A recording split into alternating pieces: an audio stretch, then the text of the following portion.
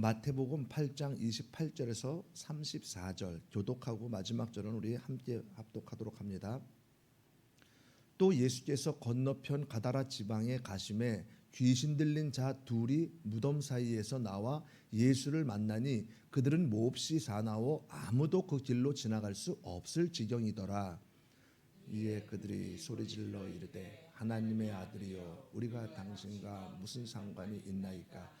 때가 이르기 전에 우리를 괴롭게 하려고 여기 오셨나이까 하더니 마침 멀리서 많은 돼지떼가 먹고 있는지라.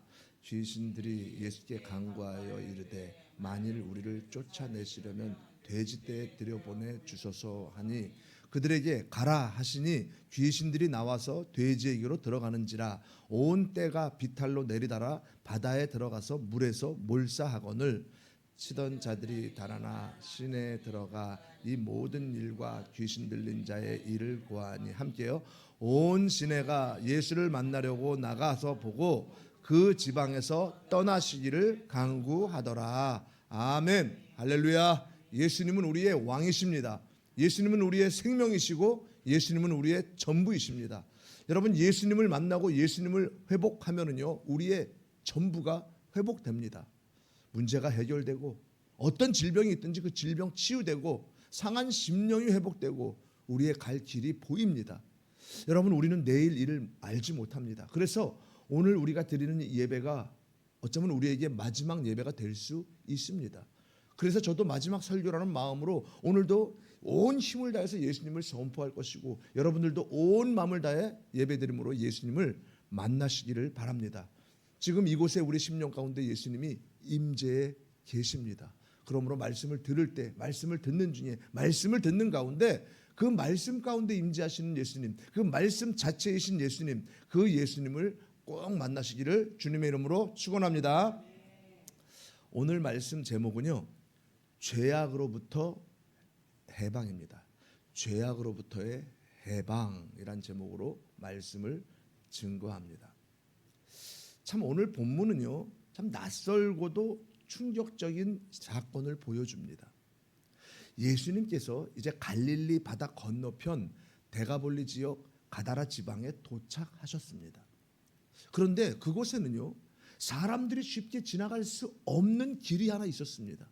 왜냐하면요 그 길 근처에 무덤이 있는데 그 무덤가에서 귀신 들린 두 사람이 있었기 때문이에요. 성경은요 그들이 몹시 사나워 아무도 그 길로 지나갈 수 없을 지경이라고 말씀합니다.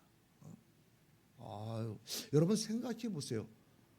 무덤가만 지나가도 무섭지 않아요? 제가 어렸을 때 중학교 다닐 때인가 그때 시골 외할머니 댁을 가는데 밤길이야. 그 사촌 형이랑 같이 걸어가는데 바람 소리만 해도 너무 무서워. 근데 무덤이 있는 거야. 무덤 두 개가 있는데 거기를 지나가는데 얼마나 무서운지 몰라요. 우리가 무덤 옆을 낮에 그것도 밤에 지나가면 더 무섭죠.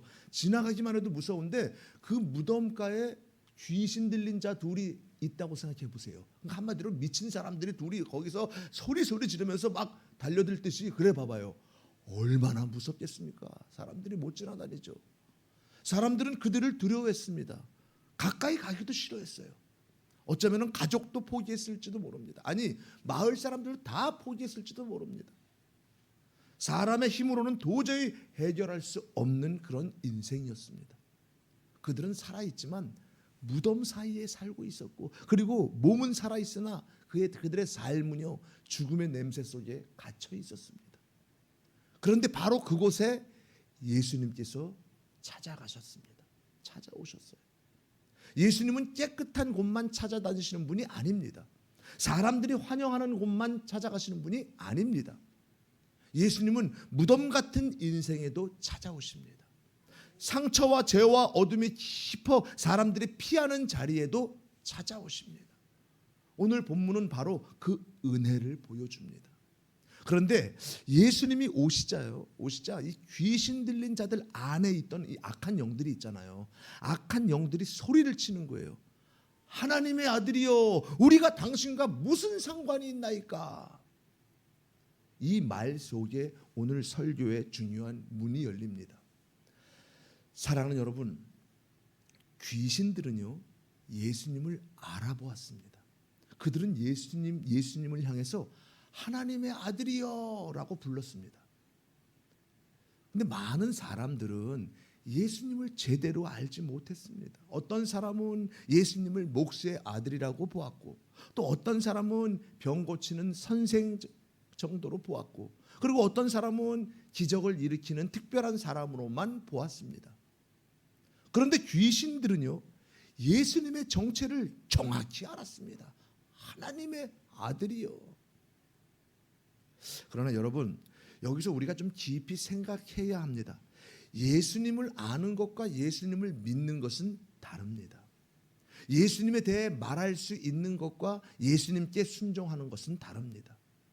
예수님이 누구신지 지식으로 아는 것과 내 삶을 예수님께 맡기는 것은 다릅니다. 귀신들은요, 예수님을 알았습니다. 그러나 예수님께 순종하지 않았어요. 예수님을 사랑하지도 않았습니다. 예수님과 관계 맺기를 원하지 않았습니다. 그래서 그들이 이렇게 말합니다. 우리가 당신과 무슨 상관이 있나이까? 이 말은 이런 뜻이에요. 우리에게 간섭하지 마십시오. 우리의 영역에 들어오지 마십시오. 우리가 하던 대로 살게 그냥 내버려 두십시오.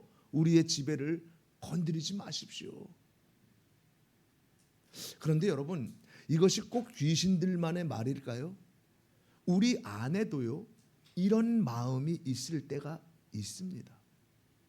예배는 드리지만 내 돈 문제는 주님이 간섭하지 않기를 바랍니다. 기도는 하지만 그러나 내 자존심은 주님이 건드리지 않기를 바랍니다. 말씀은 듣지만 내 미움, 내 욕심, 내 고집, 내 판단은 그냥 두기를 바랍니다. 겉으로는 주님이라고 부르지만 그러나 마음속 깊은 곳에서는요, 이렇게 말할 때가 있습니다.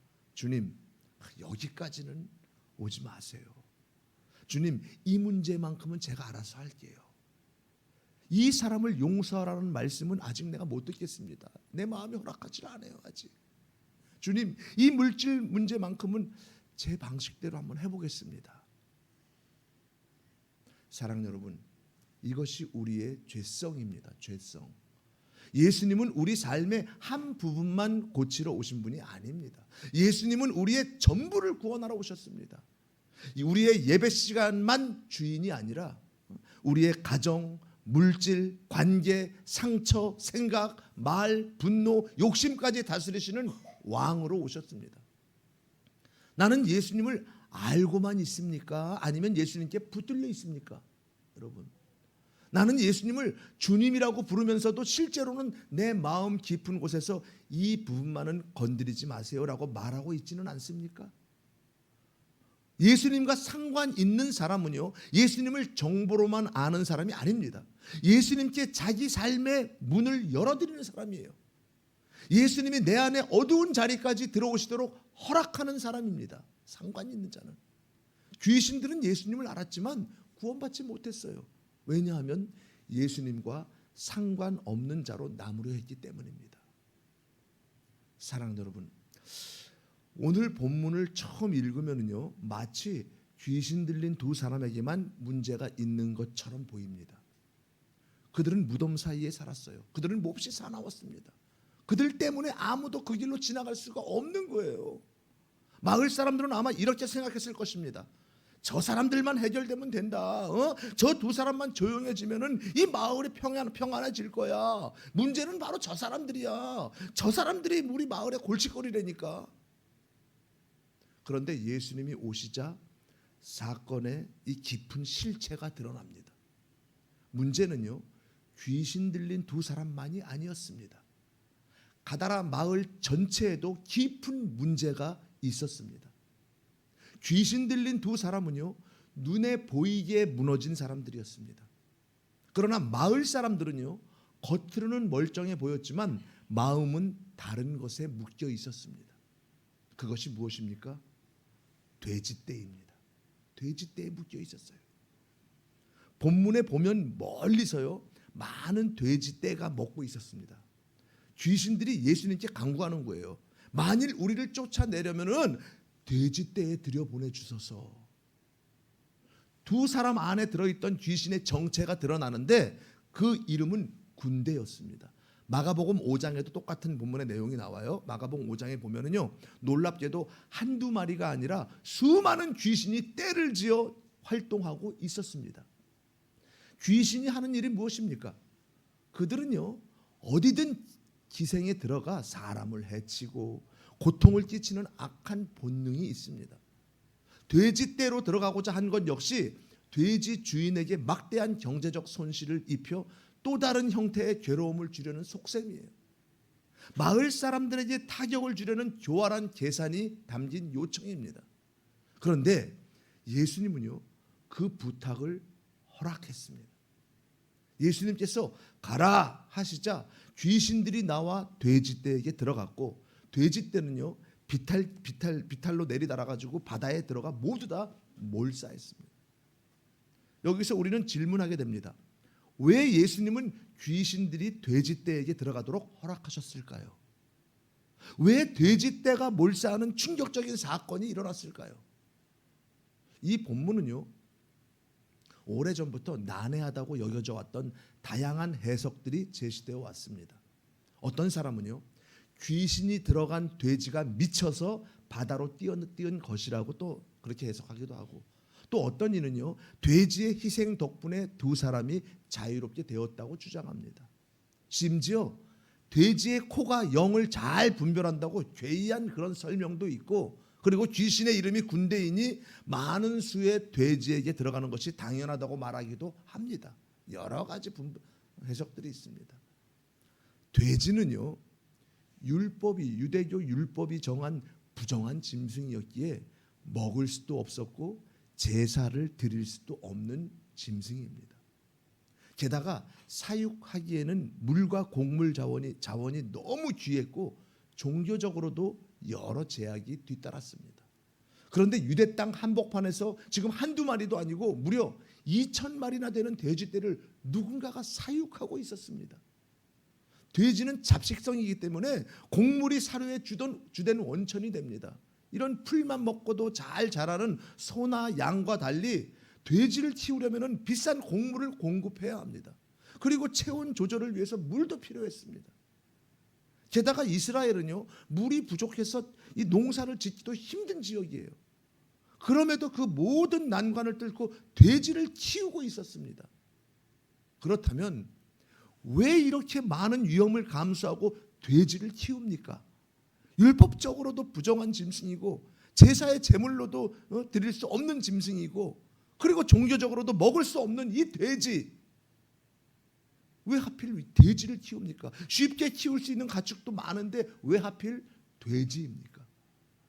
그것은 바로 이방인들에게 돼지고기가 비싸게 팔리고 수익성이 높았기 때문입니다. 다시 말해서 가다라 지역 사람들이요, 돼지를 사육한 이유는 자기네 식량을 해결하기 위해서가 아니라 돈을 벌기 위한 목적이 컸습니다. 물론 성경은 모든 세부 이유를 다 설명하지 않습니다. 본문의 핵심은 돼지떼가 어떻게 몰살했는지의 기이한 장면 자체가 아닙니다. 바로 그 사건을 통해 선명하게 드러나는 예수님의 메시아적 권능과 구원 계획입니다. 귀신 들린 두 사람이 이제 온전해졌어요. 죽음 같았던 인생에서 살아났습니다. 무덤 사이에 있던 사람들이 회복되었습니다. 마가복음 5장 15절에 보면은 귀신 들렸던 자가 자기 옷을 입고 정신이 온전하여 앉았더라. 그리고 18절 19절에 보면은 귀신 들렸던 자들이 예수님께 함께 있기를 간구하니 허락하지 않으시고 네 가족에게 가서 알리라. 이처럼 완전히 회복되었습니다. 그런데 마을 사람들은요, 그 영혼들의 회복보다 돼지떼의 손실에 더 마음이 빼앗겼습니다. 그들은 귀신 들린 두 사람을 보며 두려워했지만, 그러나 정작 자기들이 무엇에 사로잡혀 있는지는 몰랐습니다. 두 사람은 귀신에게 묶여 있었지만 마을 사람들은요, 물질에 묶여 있었습니다. 두 사람은 무덤 사이에 있었지만 마을 사람들은요, 탐욕과 손익 계산 속에 있었습니다. 두 사람은 겉으로 드러나는 이 포로였지만, 그러나 마을 사람들은요, 보이지 않는 포로였습니다. 그런데 사람들은 왜 귀신에 묶여 있고 이렇게 돈에 묶여 삽니까? 왜? 이것은 인간의 죄 때문입니다. 하나님이 지으신 첫사람 아담은요, 에덴 동산에서 묶여 살지 않았습니다. 귀신에 묶이지도 않고, 그리고 물질, 돈에 묶이지도 않고 하나님과 교제하며 행복하게 살았습니다. 그런데 하나님 말씀을 어기고, 그리고 뱀의 유혹에 넘어가서 선악과 열매를 먹고 죄가 들어가고 타락하게 되고 하나님을 떠나게 되었어요. 이 타락한 인간은요, 사탄의 종로로 타면서 귀신에 묶여 살고, 그리고 물질에 묶여 사는 거예요. 돈에 묶여 삽니다. 여러분, 이것이 오늘 우리에게도 그대로 적용됩니다.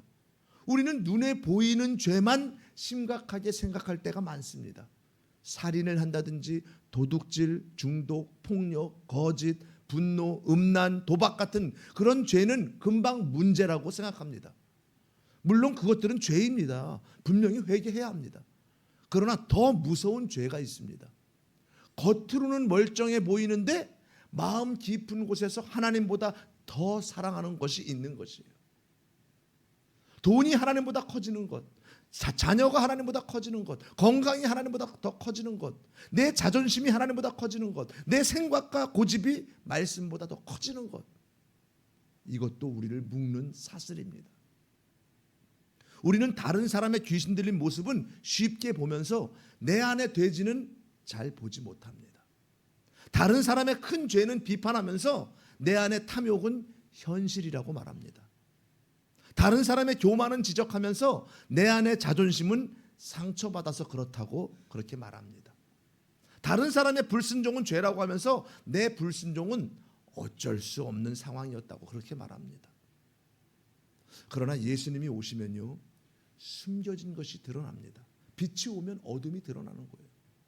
주님이 오시면 내가 정말 붙들고 있던 것이 무엇인지 드러납니다. 그러니까 주님을 만나면은 내가 정말 주님보다 더 사랑하는 것이 무엇인지 드러나게 되는 거예요. 내 죄가 보여지는 거예요. 그래서 오늘 우리에게 필요한 질문은 이것입니다. 나의 돼지는 무엇인가? 내가 하나님보다 더 의지하는 것은 무엇인가? 그것이 흔들리면은 믿음까지 흔들리는 것은 무엇인가? 그것을 잃으면은 예수님께 감사하기보다 원망부터 나오는 것은 무엇인가? 돈입니까? 자녀입니까? 건강입니까? 체면입니까? 아니면 사람의 인정입니까? 이 질문 앞에 정직하게 서야 합니다. 사랑하는 여러분, 오늘 본문에서요, 예수님의 신성이 분명히 드러납니다. 귀신들이 예수님께 말합니다. 하나님의 아들이여. 또 이렇게 말합니다. 때가 이르기 전에 우리를 괴롭게 하려고 여기 오셨나이까. 귀신들은 예수님이 누구신지 알았습니다. 예수님이 하나님의 아들이심을 알았습니다. 또한 마지막 심판의 때가 있다는 것도 알았습니다. 자기들이 결국 예수님의 심판 앞에 서게 될 것도 알았습니다. 여러분, 예수님은요, 단순히 귀신을 쫓는 능력자가 아닙니다. 예수님은 영적 세계를 다스리시는 하나님의 아들이십니다. 귀신들도 예수님의 허락 없이는 움직일 수 없어요. 돼지떼에게 들어가는 것조차 예수님께 허락을 구해야 했습니다. 그러니까 예수님께서 한마디 하십니다. 가라. 그 말씀 한마디에 귀신들이 나갑니다. 그 말씀 한마디에 오랫동안 사람을 괴롭히던 권세가 무너집니다. 사람들이 쇠사슬로 묶어도 해결하지 못했던 그 문제가 예수님의 말씀 한마디로 해결됩니다. 이것이 예수님의 신성입니다. 예수님은요, 바람과 바다를 꾸짖어 잠잠하게 하시는 분이에요. 병든 자를 말씀으로 고치시는 분이고, 죽은 자를 살리시는 분이고, 귀신을 쫓아내시는 분이고, 죄를 사하는 권세를 가지신 분입니다. 왜 그렇습니까? 예수님은 하나님의 아들이시며 참 하나님이시기 때문입니다. 그런데 동시에 오늘 본문에는요, 예수님의 인성도 나타납니다. 예수님은요, 실제로 배를 타고 갈릴리 바다를 건너가셨어요. 휙 나타난 게 아니라 실제로 또 풍랑을 지나셨습니다. 피곤한 육체를 가지고 제자들과 함께 이동하셨습니다. 그리고 사람들이 피하던 무덤가로 직접 걸어 들어가셨습니다. 예수님은 하늘에서 명령만 내리시는 분이 아닙니다. 우리의 자리로 직접 찾아오시는 분입니다. 죄와 상처와 고통의 현장으로 들어오시는 분입니다. 이것이 예수님의 인성입니다. 하나님이시기에 귀신을 꾸짖을 권세가 있고 사람이시기에 우리의 연약함을 친히 담당하십니다. 하나님이시기에 우리를 구원할 능력이 있고 사람이시기에 우리의 아픔 속으로 들어오실 수 있습니다. 그러므로 예수님은요, 완전한 하나님이시며 완전한 사람입니다. 그분만이 우리의 참 구원자이십니다. 여러분, 사람들은요, 귀신 들린 두 사람을 포기했을지 모르지만 예수님은 포기하지 않으셨습니다.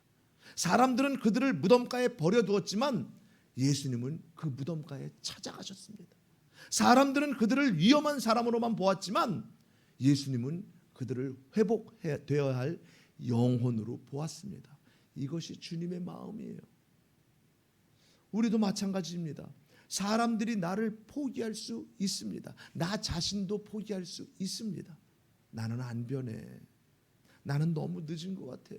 나는 이미 망가졌어. 내 죄는 너무 깊어. 이렇게 생각할 수 있습니다. 그러나 예수님은 포기하지 않으십니다. 무덤 같은 마음에도 찾아오십니다. 사슬에 묶인 인생에도 찾아오십니다. 죄와 상처로 사나워진 이 마음에도 찾아오십니다.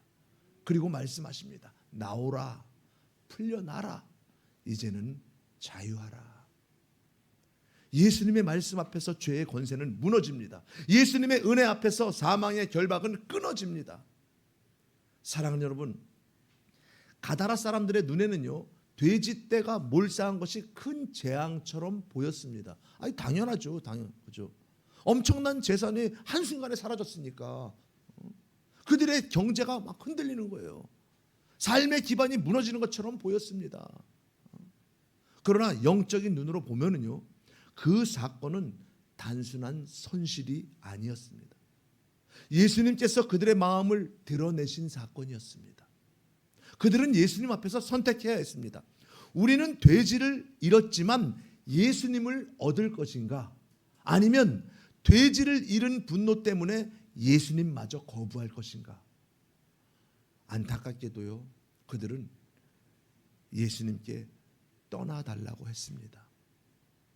마을이 공동으로 해가지고 돈을 벌려고 돼지떼를 키웠는데 그 돼지떼가 다 죽었잖아요. 그러니까 예수님께 깨닫지 못하고 떠나달라는 거예요.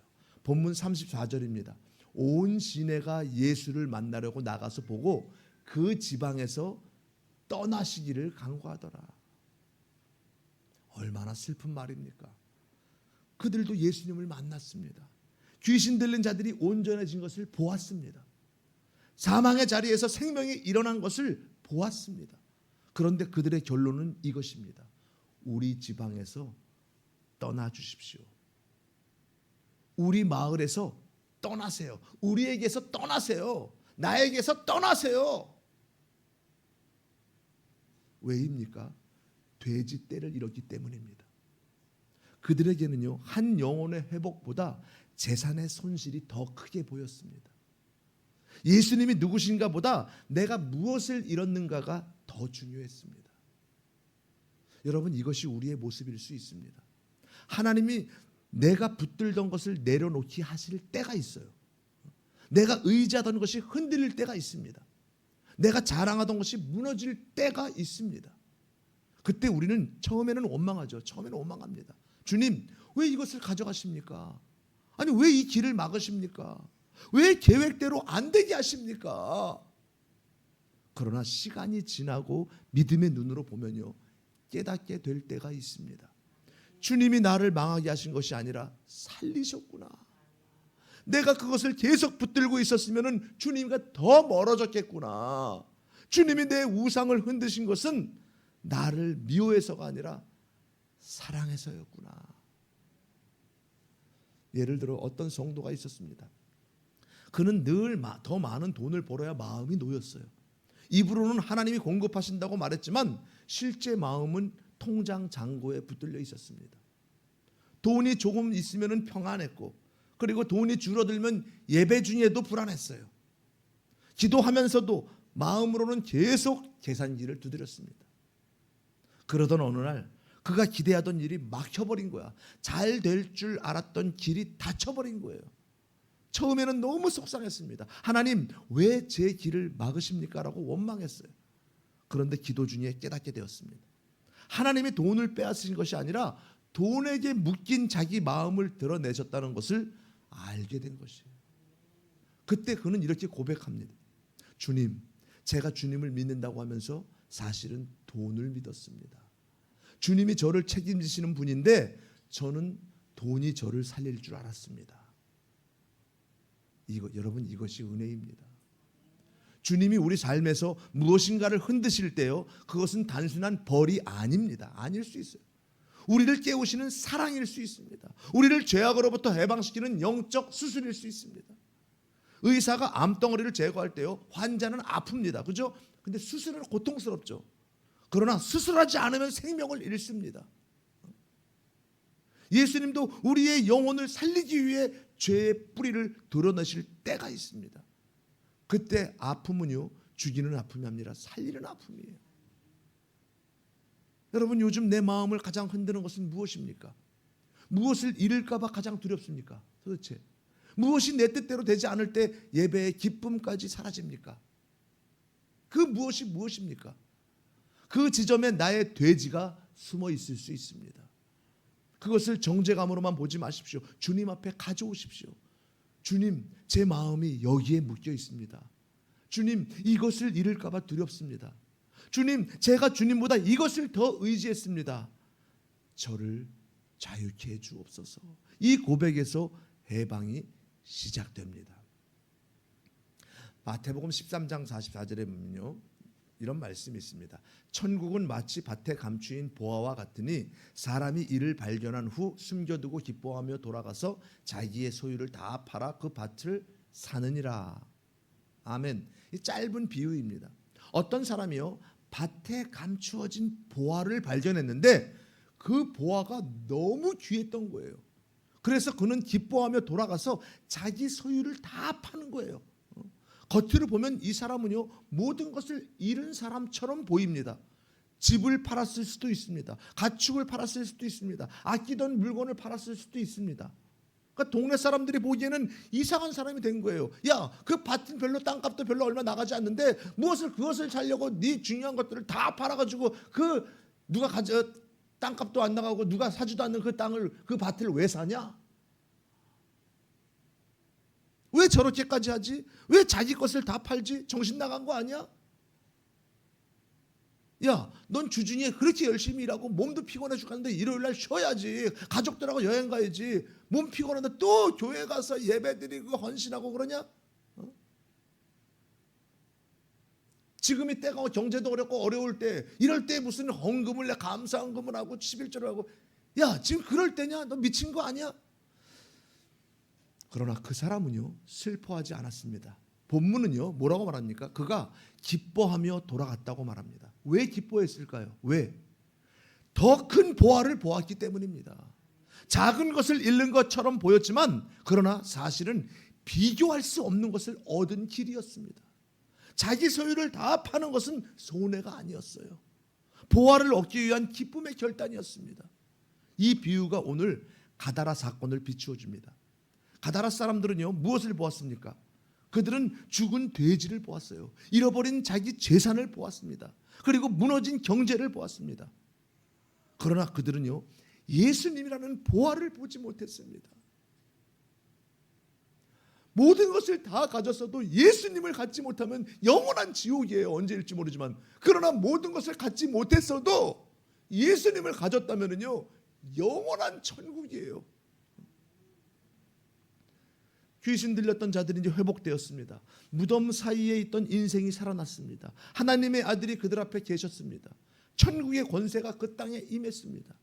그런데도 그들은, 마을 사람들은 그 보화를 보지 못했습니다. 그냥 돼지만 본 거예요. 돼지만 보이는 거예요. 여러분, 신앙이 무엇입니까? 예수님이 참 보화이심을 보는 것입니다. 예수님을 보면 내려놓을 수 있습니다. 예수님을 보면 회개할 수 있습니다. 예수님을 만나면 손해처럼 보이는 길도 믿음으로 걸어갈 수 있습니다. 예수님을 보면 세상의 돼지가 더 이상 내 인생의 전부가 되지 않습니다. 문제는 우리가 예수님을 보아로 보지 못할 때입니다. 예수님보다 돈이 더 커 보이면 돈을 잃을 때 주님도 원망합니다. 예수님보다 사람이 더 커 보이면요, 사람에게 실망할 때 믿음도 흔들립니다. 예수님보다 내 계획이 더 커 보이면, 계획이 무너지면 하나님이 원망스럽습니다.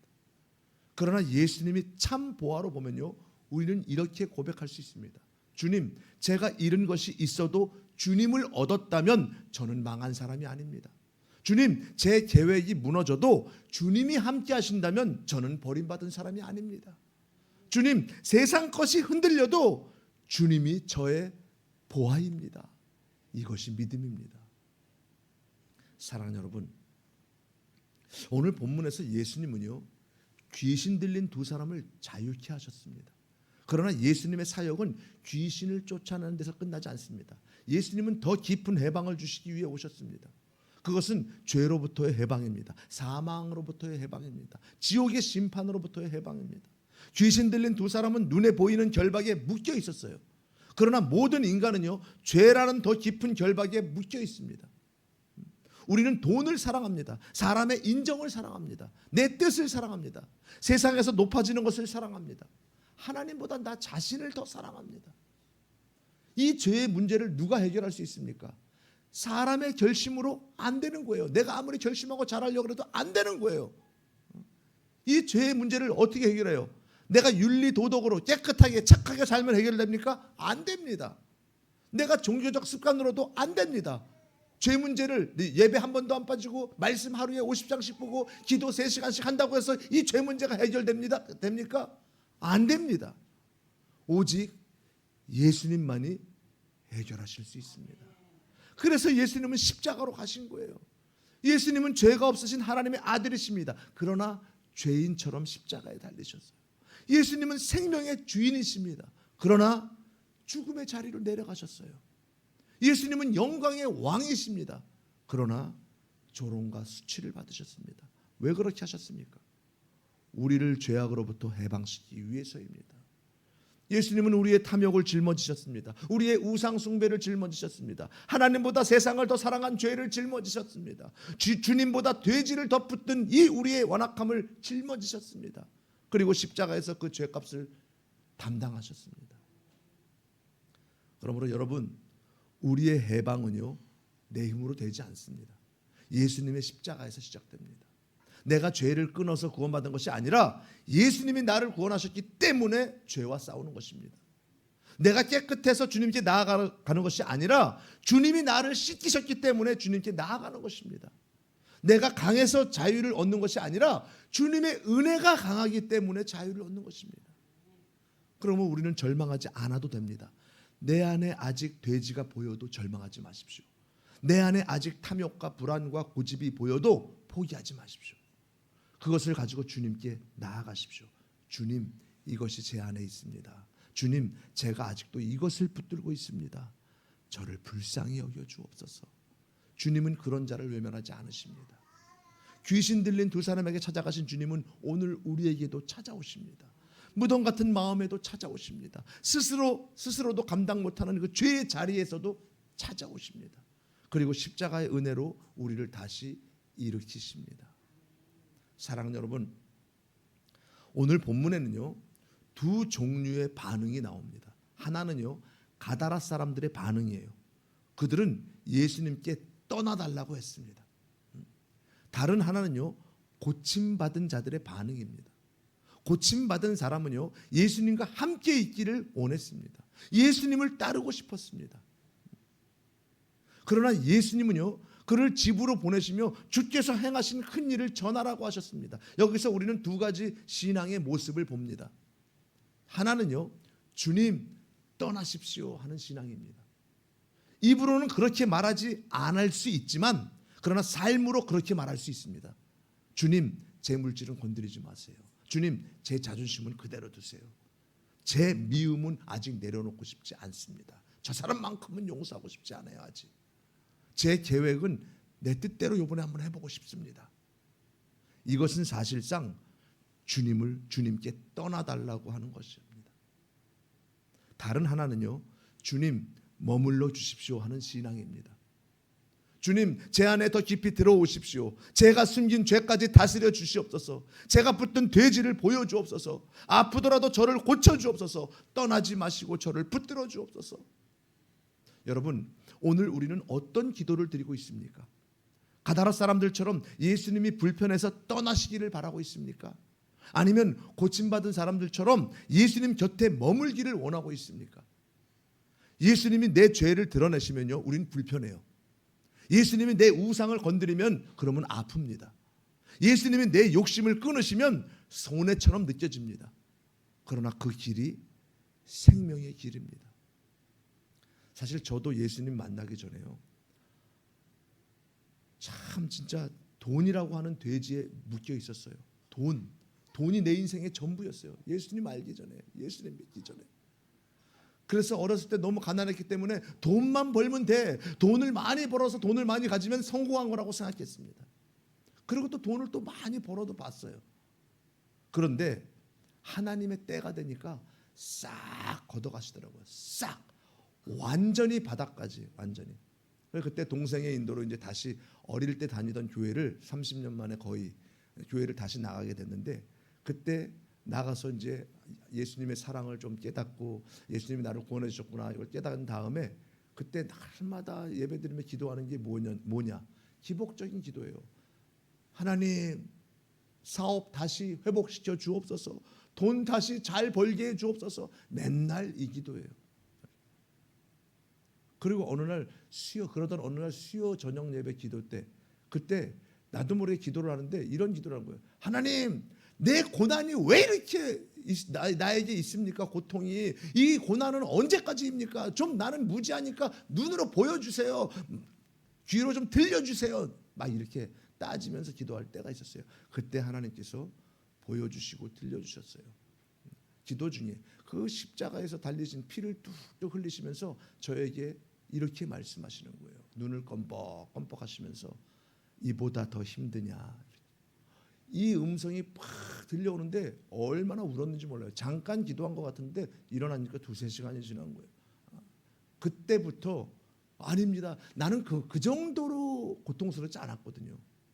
그때부터 돈에 대해서 하나님께 달라 그러기도 않고 돈에 대해서 기도한 적이 없어요. 이제까지. 그리고 나서 이제 예수님을 인격적으로 만나고 예수님을 지금도 모르지만 조금씩 알아가면서 내 기도가 바뀌었어요. 얼마나 심령의 자유함을 얻고 그 다음에 기도가 바뀌었는데, 주님, 나는 죄인입니다. 지금 당장 지옥에 던져도 할 말이 없는 죄인인데 나 같은 자를 이 자리에 세워서 말씀 전하게 하시고 예수님께 예배드리게 하심에 감사합니다. 그리고 날마다 고백하는 게, 주님, 나는 무지합니다. 아무것도 알지 못합니다. 나는 무능합니다. 능력이 없습니다. 나는 무익합니다. 나는 아무 공로 없는 죄인입니다. 오직 예수님의 공로만 의지합니다. 나를 불쌍히 여기소서. 이 기도만 합니다. 날마다. 여러분, 이번 한 주 동안에 이렇게 한번 기도해 보세요. 주님, 제가 주님보다 더 의지하는 것을 보여주옵소서. 주님, 그것을 내려놓을 수 있는 믿음을 주옵소서. 주님, 제 마음이 돼지에 묶이는 것이 아니라 예수님께 묶이게 하여 주옵소서. 그리고 하루를 살아가면서 마음이 크게 흔들리는 순간을 보십시오. 그 순간이 나를 보여주는 그런 순간입니다. 누군가 나를 인정해 주지 않아서 화가 난다면, 그러면 나는 인정이라는 돼지를 붙들고 있을 수 있습니다. 돈 때문에 하나님이 멀게 느껴진다면 나는 물질이라는 돼지를 붙들고 있을 수 있습니다. 내 뜻대로 되지 않아 기도도 하기 싫어진다면 나는 내 계획이라는 돼지를 붙들고 있을 수 있습니다. 내 자존심. 그때 자신을 정죄만 하지 말고 주님께 가져오십시오. 주님, 이것이 제 모습입니다. 주님, 저를 고쳐주옵소서. 주님, 저를 해방시켜 주옵소서. 이것이 복음 앞에 서는 성도의 자세입니다. 사랑하는 여러분, 오늘 본문은요, 우리에게 아주 분명한 진리를 가르쳐 줍니다. 참된 복은 돼지가 많아지는 것이 아니라 예수님을 얻는 것입니다. 참된 저주는 재산을 잃는 것이 아니라 예수님께 떠나달라고 하는 것입니다. 가다라 사람들은요, 돼지를 잃은 것이 가장 큰 불행이라고 생각했습니다. 그러나 더 큰 불행은 예수님을 거부한 것입니다. 반대로 귀신 들린 두 사람은요, 모든 것을 잃은 사람처럼 보였습니다. 무덤 사이에 살았고 사람들에게 버림받았고 자기 인생도 스스로 통제할 수 없었습니다. 그러나 그들은 예수님을 만났습니다. 그러므로 그들은 가장 큰 복을 받은 사람들입니다. 여러분, 예수님이 계시면 소망이 있습니다.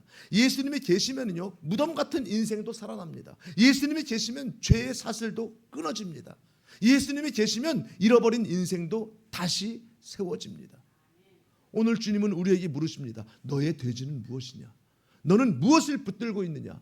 너는 나를 참 보아로 그렇게 보고 있느냐? 내가 네 삶에 들어가도 되겠냐? 우리의 대답이, 가다라 사람들의 대답인 주님 떠나십시오가 되지 않기를 바랍니다. 오히려 이렇게 고백하기를 바랍니다. 주님 들어오십시오. 주님 머물러 주십시오. 제 안에 죄를 다스려 주시고 제가 붙든 돼지를 끊어 주옵소서. 주님, 예수님만이 저의 참 보아입니다. 예수님은 오늘도 죄악으로부터 우리를 해방시키는 분입니다. 그분은 하나님의 아들이십니다. 그분은 우리를 찾아오신 참 사람이십니다. 그분은 십자가에서 우리의 죄를 담당하신 구원자이십니다. 그분은 부활로 새 생명을 주신 왕이십니다. 그러므로 우리 모두 예수님 안에서 참 자유를 누리시기를 바랍니다. 돈의 종이 아니라 하나님의 자녀로 살기를 바랍니다. 사람의 인정에 묶인 자가 아니라 주님의 사랑에 붙들린 자로 살기를 바랍니다. 세상의 돼지를 쫓는 인생이 아니라 예수님이라는 참 보화를 붙드는 인생이 되기를 바랍니다. 우리의 가정에서도 교회에서도 마음 깊은 곳에도 주님이 오셔서 모든 죄악의 사슬을 끊어주시기를 바랍니다. 예수님만이 우리의 해방이십니다. 예수님만이 우리의 생명이십니다. 예수님만이 우리의 참 보화이십니다. 이 믿음으로 죄악으로부터 해방이 되어 살아가는 그런 저와 여러분 모두가 되시기를 예수님의 이름으로 축원합니다. 축원합니다.